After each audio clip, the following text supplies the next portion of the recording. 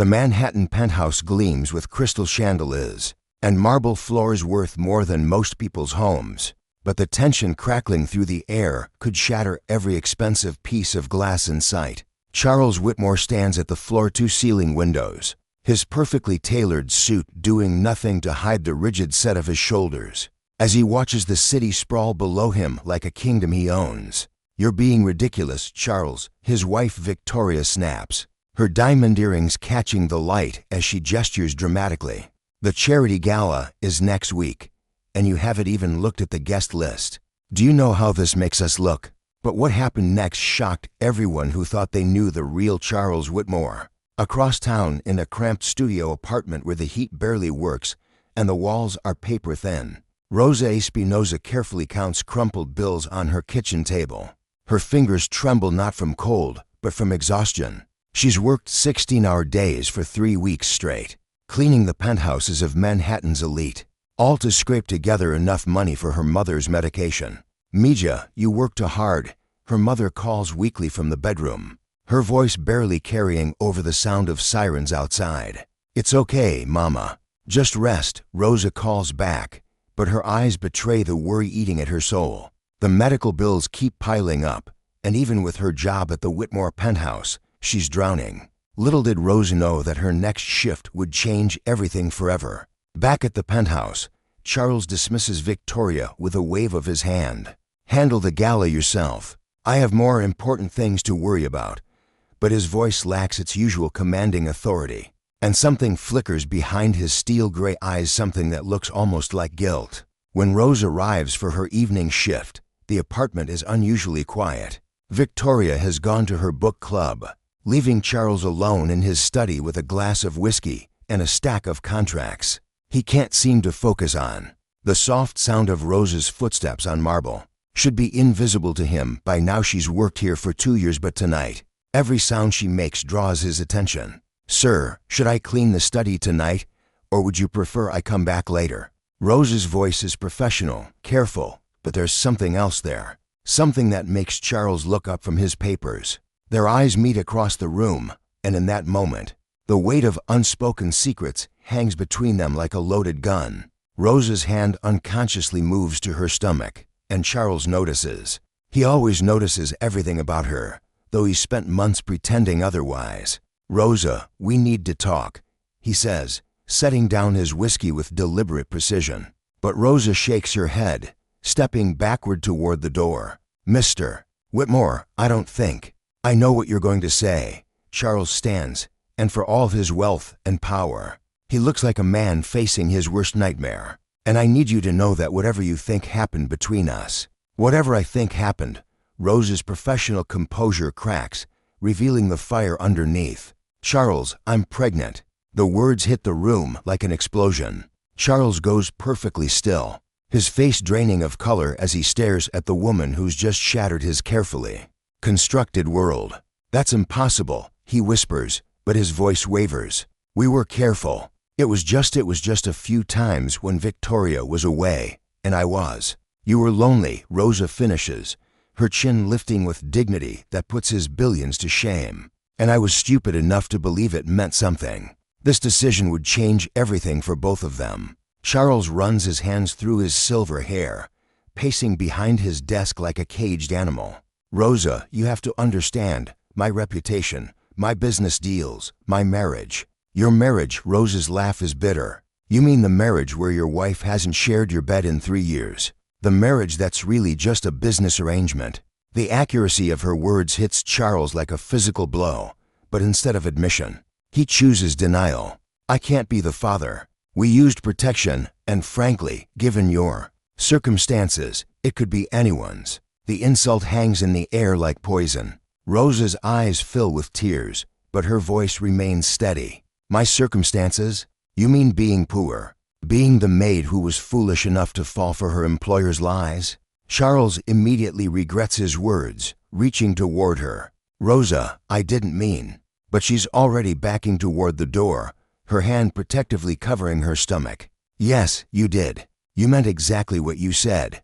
Her voice breaks slightly. "But this baby is yours, Charles. And deep down, you know it." But the real shock was still coming. As Rosa reaches for the door handle, Charles sees something that makes his blood run cold the way she touches her stomach. The protective gesture so similar to how his own mother used to touch her belly when she told him stories about the baby brother who died before Charles was born. The baby who would have had Rosa's same dark eyes and gentle spirit. "Rosa, wait," he calls out, but she's already gone, leaving him alone with the echoes of her words and the terrible certainty growing in his chest. In the hallway, Rosa leans against the wall, one hand on her stomach and the other wiping away tears she refuses to let fall. She doesn't know that 30 floors below, a black sedan has been watching the building for hours, or that tomorrow morning, her world is about to become infinitely more complicated. The penthouse grows eerily quiet after Rosa's revelation, the weight of her words hanging in the air like a storm cloud ready to burst. Charles stands frozen by the floor-to-ceiling windows, his reflection ghost-like against the Manhattan skyline. His wife Victoria has retreated to their bedroom, leaving him alone with thoughts that threaten to consume him. He pours himself a scotch with trembling hands, the amber liquid catching the city lights. The glass feels foreign in his grip as memories flood back, memories he spent months trying to bury. Those late nights in his private study, when Victoria was away at her spa retreats, when the house felt more like a mausoleum than a home. Rosa would bring him coffee, staying longer each time as their conversations drifted from household matters to deeper territories. "You seem lonely, Mr. Whitmore," she had said one particularly difficult evening when news of his father's business scandal had broken. Her voice held such genuine concern, something he hadn't heard in years from anyone in his social circle. "Please, call me Charles when it's just us," he had replied, surprised by his own vulnerability. That night, boundaries began to blur as wine loosened tongues and loneliness sought comfort in unexpected places.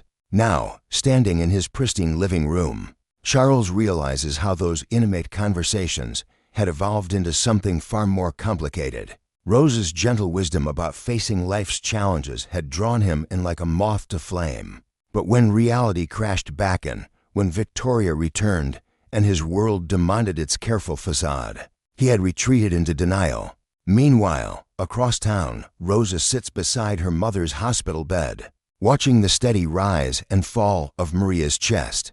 The oxygen machine hums its mechanical rhythm while Rosa calculates numbers in her head: rent, utilities, medical bills, prenatal vitamins.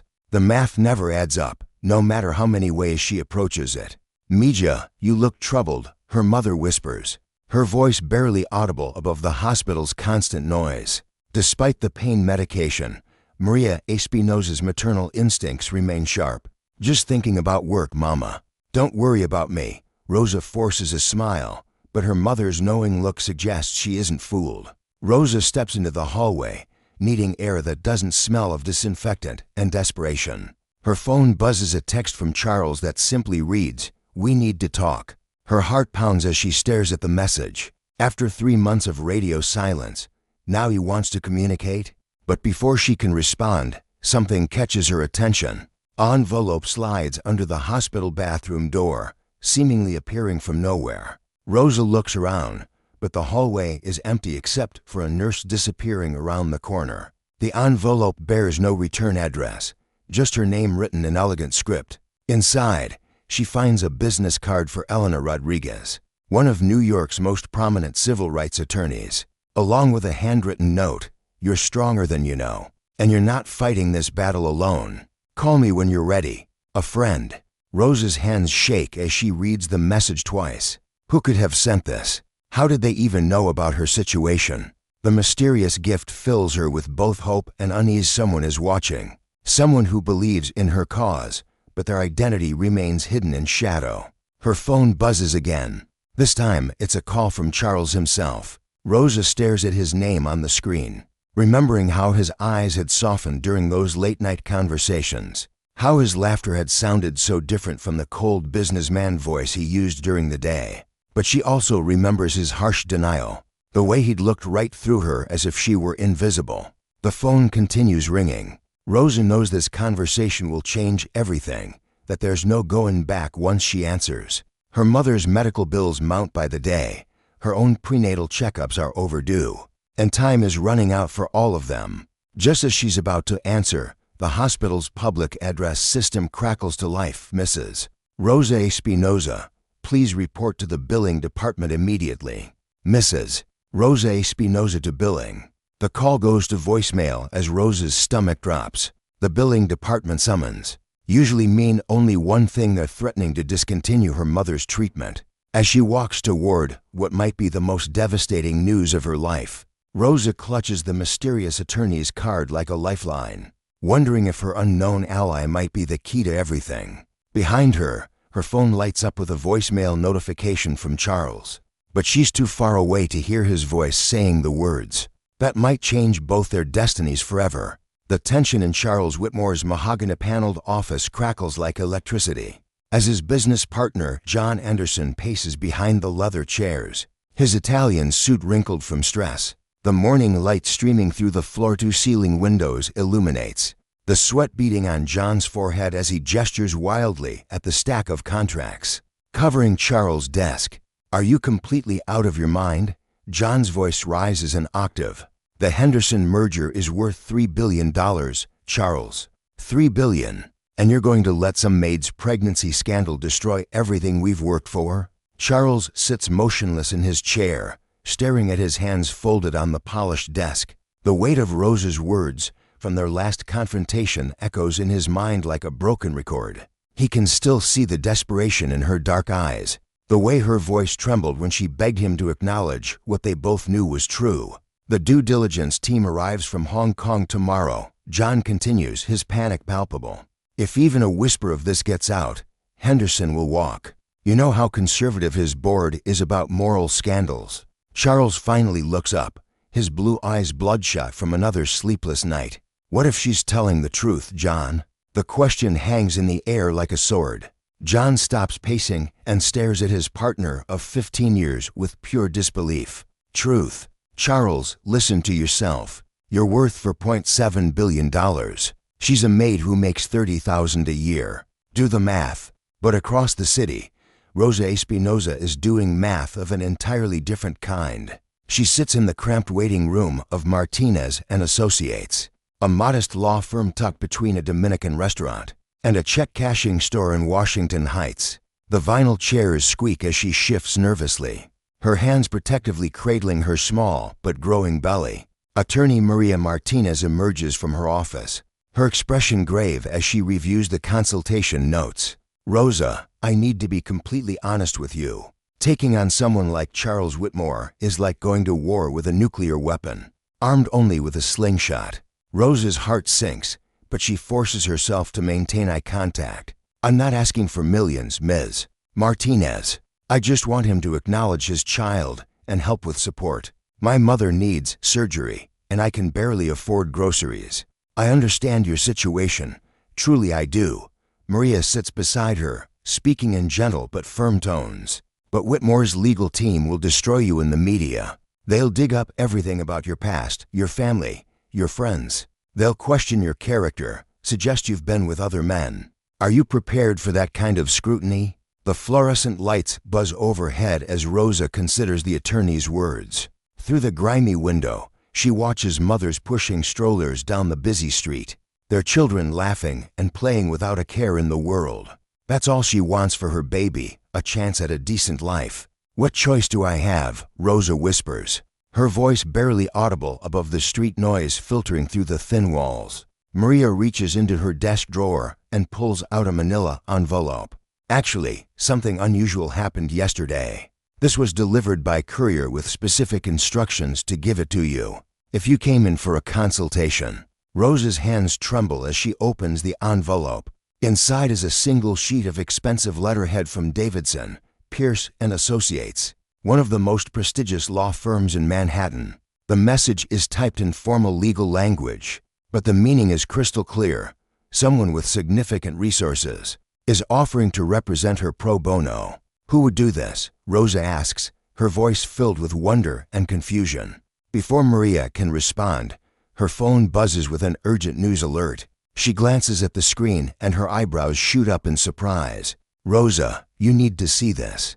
She turns her laptop toward Rosa, revealing a breaking news story from the New York Post. Billionaire's baby mama drama. Whitmore empire under fire. Rosa's blood turns to ice as she reads the opening paragraph. Someone has leaked the story to the press, complete with photographs of her entering and leaving the Whitmore penthouse.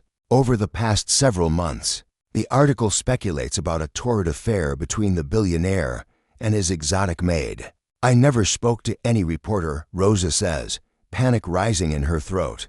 I swear, I never said a word to anyone. Maria's expression hardens with understanding. Someone else is pulling the strings here, Rosa. The question is whether they're trying to help you or destroy both of you. Meanwhile, in his office 40 blocks south, Charles' phone explodes with calls from investors, board members, and his wife's social circle. His assistant's voice crackles through the intercom with increasing desperation. As she tries to manage the media storm, Mr. Whitmore, your wife is on line 3. She says it's urgent, and the Times wants a statement by noon, or they're running with what they have. John slumps in his chair, his face pale with the realization that their carefully constructed empire is crumbling in real time. Charles, we need damage control now. Full denial, character assassination if necessary. We can't let this woman destroy everything. But Charles isn't listening anymore. He's staring at the news article on his computer screen, specifically at a photograph of Rosa walking down the street, her hand unconsciously protecting her growing belly. For the first time since this nightmare began, he's seeing her not as a threat to be eliminated, but as a woman carrying his child. The phone rings again, and Charles' blood runs cold when he sees the caller ID. It's his wife, Victoria, and he knows this conversation will change everything forever. As he reaches for the phone with a shaking hand, one thought crystallizes in his mind with terrifying clarity. There's about to be a very public reckoning, and someone is orchestrating this entire scandal from the shadows. The charity gala at the Metropolitan Museum sparkles with Manhattan's elite. Crystal Chandel is casting golden light across designer gowns and tailored tuxedos. Charles adjusts his bow tie as he mingles with investors, his forced smile masking the turmoil churning in his chest. Just 3 weeks since Rosa's revelation, and he still hasn't been able to shake the image of her determined face from his mind. Charles, darling, you look positively distracted tonight, his wife Victoria purrs, sliding up beside him in her emerald Versace gown. Her diamond earrings catch the light as she leans closer. This evening is crucial for our social standing. Don't let whatever's bothering you show. He nods absently, scanning the crowd of familiar faces, politicians, CEOs, socialites all writing checks to appear philanthropic while discussing their latest acquisitions. The irony isn't lost on him that he's at a fundraiser for underprivileged children, while denying his own. That's when he sees her. Rosa stands near the entrance, not in her usual uniform, but wearing a simple black dress that somehow makes her look more elegant than half the women dripping in diamonds around him. Her dark hair is pulled back, revealing the strong line of her jaw, and there's something different about her posture, a confidence he's never seen before. What is she doing here? Victoria hisses, following his gaze. Charles, tell me you didn't. But Rosa isn't alone. Beside her stands Melissa Rodriguez, the renowned civil rights activist whose face graces magazine covers, and whose voice commands attention in congressional hearings. Charles feels his blood turn to ice as he watches them navigate through the crowd, heads turning as guests recognize the famous activist. The conversations around him blur into white noise as Rosa's eyes find his across the room. There's no pleading in her gaze tonight, no desperation, just a steely determination that makes his hands tremble slightly. As he reaches for his champagne, ladies and gentlemen, Melissa's voice suddenly cuts through the ambient chatter as she steps onto the small platform near the auction display. The room gradually quiets, all eyes turning toward the activist. I know tonight is about celebrating generosity, but I'd like to address a different kind of giving, the courage to give someone the recognition they deserve. Charles feels every eye in the room, feels the weight of his reputation, his business deals, his carefully constructed life pressing down on him like a physical force. Rosa stands beside the platform, her hand resting protectively over her still small bump. Too often, Melissa continues, her voice carrying the authority that's toppled politicians and changed legislation. We see those in power forget the very people who make their comfort possible. Tonight, I want to talk about Rosa Espinosa, a woman who has dedicated 2 years of her life to caring for others, only to find herself abandoned when she needed support most. The gasps ripple through the crowd like a wave.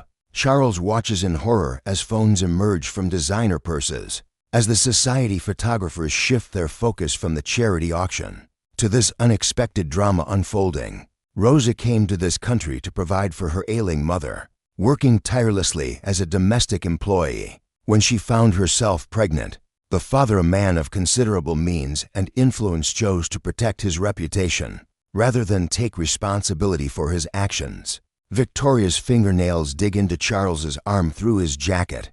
"Do something," she whispers urgently. "Stop this before." But it's too late. Every major society reporter in the city is here, and Charles can already see the headlines forming in their ambitious minds. His business partner John catches his eye from across the room, shaking his head slowly with an expression that clearly says their upcoming merger just evaporated. Rosa steps forward then, and when she speaks, her voice carries a strength that silences the murmurs. "I'm not here for money or revenge. I'm here because my child deserves to know their heritage, and because other women in my situation deserve to know they don't have to face this alone." The room erupts in whispers, theories, and barely contained excitement at witnessing what will undoubtedly be tomorrow's front page. Scandal. Charles feels his world tilting, everything he's built threatening to crumble around him. But as Rosa's words sink in, as he watches her stand there with such dignity despite everything,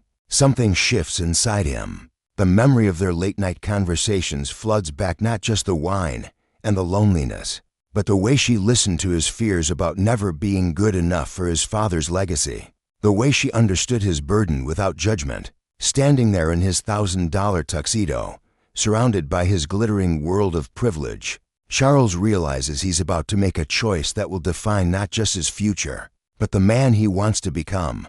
The activist's next words hit him like a physical blow, because when this child looks up at their father with innocent eyes, they'll either see a man who chose courage or one who chose cowardice. The charity gala's aftermath creates a media firestorm that follows Charles everywhere.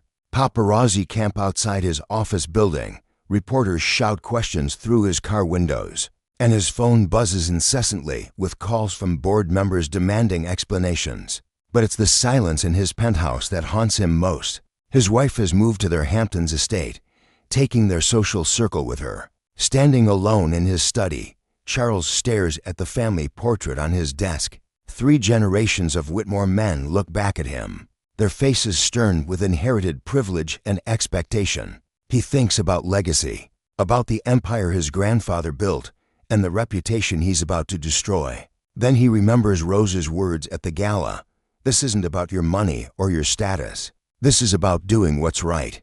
The next morning, Charles drives to Rosa's neighborhood without his usual driver. The modest apartment building looks different in daylight, not threatening or foreign, as he'd imagined, but honest, real. When Rosa opens her door, she's wearing scrubs, clearly heading to work despite everything that's happened. "I need to see the baby," Charles says quietly. Rosa studies his face for a long moment. "Why now?" "Because the cameras are watching." "Because I'm scared," he admits.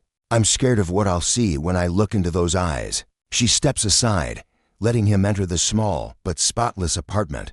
Rosa's mother sits in a wheelchair by the window, holding a bundle wrapped in a soft yellow blanket. The elderly woman looks up at Charles with knowing eyes the same deep brown as her daughter's. "So you're the father," she says in accented English. "My Rosa, she told me you were afraid to look." Charles approaches slowly, his hands trembling. When Rosa's mother places the baby in his arms, he feels the weight of responsibility, of love he didn't expect.